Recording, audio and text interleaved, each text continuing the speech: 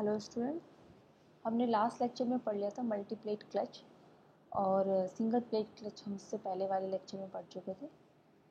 तो multi plate clutch के अंदर हम ये चीज़ डिस्कस कर रहे थे कि हम जो एक्टिव सरफेस है वो कैसे निकालेंगे उसके अंदर। तो जो फ्रिक्शन प्लेट है और जो हमारी डिस्क प्लेट है उनको टोटल करके और -1 करते थे हम, N1 + N2 -1 करके निकाल रहे थे।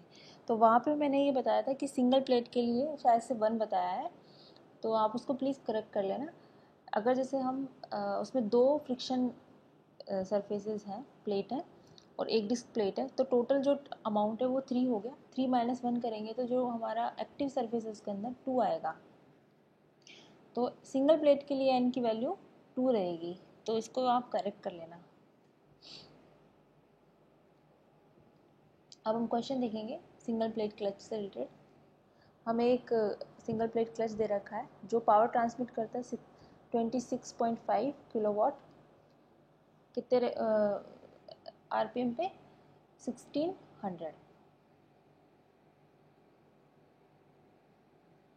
दोनों जो सरफेसेस है वो एक्टिव बता रखे, तो मतलब n की वैल्यू 2 है और प्लेट की जो आउटर रेडियस है वो 150 mm है।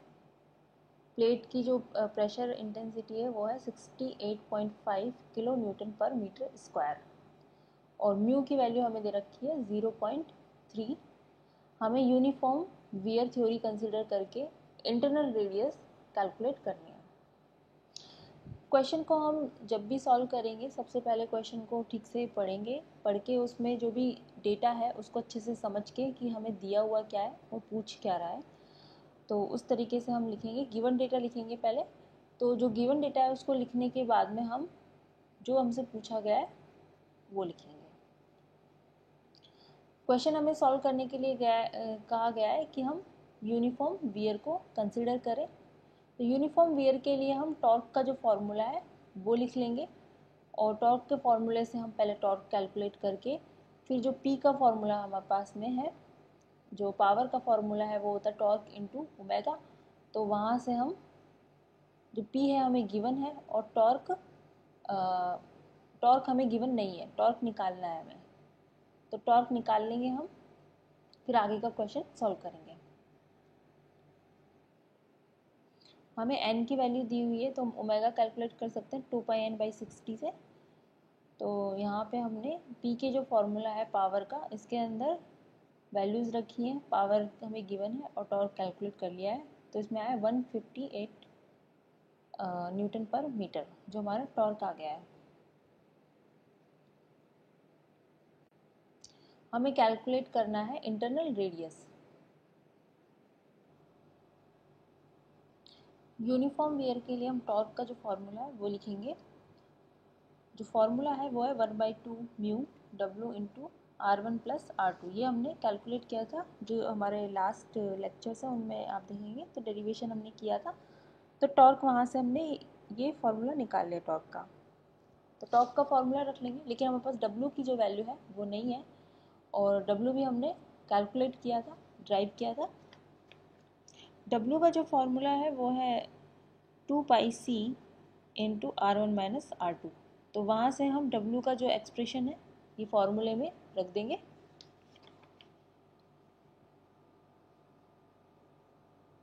जो फाइनल हमारा जो फॉर्मूला निकल के आएगा टॉर्क का वो है T = n mu 2πp R1 into R1 - R2, bracket में है R1 + R2 / 2। तो जो वैल्यूज़ है हमारे पास में क्वेश्चन में गिवन, वो सारे वैल्यूज़ रख देंगे हम। टॉर्क हमने कैलकुलेट कर लिया था 158, एन की वैल्यू है जो 2 है, क्योंकि क्वेश्चन में बोला है कि दोनों जो सरफेसेज है वो एक्टिव हैं। म्यू की वैल्यू हमें गिवन है, सारे डेटा हमारे पास में गिवन है, हमें सिर्फ R2 कैलकुलेट करना है जो हमारा इंटरनल रेडियस है। इक्वेशन बन जाएगी हमारे पास में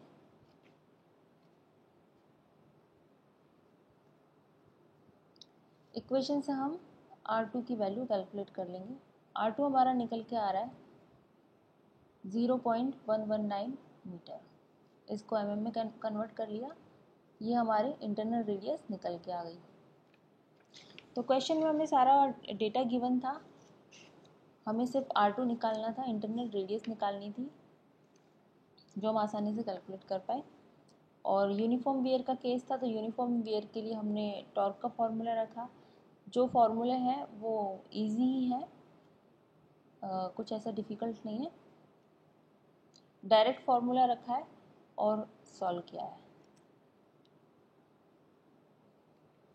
जो क्वेश्चन होगा सिंगल प्लेट क्लच का, उसके अंदर जो सरफेसेस है उसके बारे में या तो बोला जाएगा कि दोनों सरफेसेस एक्टिव हैं, और अगर नहीं भी बोला जाएगा तो हम n की वैल्यू 2 ले लेंगे।